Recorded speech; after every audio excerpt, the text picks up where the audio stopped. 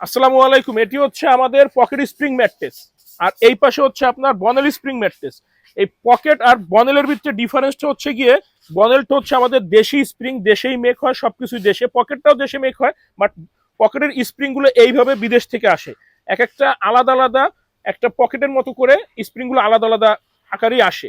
আর বনেলটা হচ্ছে কি, এই যে ভিতরে আমরা হেলিকা দিয়ে একসাথে বুনন করা থাকে, যেই কারণে ধরেন এইখানে যদি কেউ বসে, বা এইখানে একটা রডও আছে, এইখানে যদি এই কর্নারে বা সাইডে কেউ একটু জোরে লাফ দেয় বা প্রেশার দেয়, পুরো ম্যাট্রেসটা একটু ভাইব্রেট করে।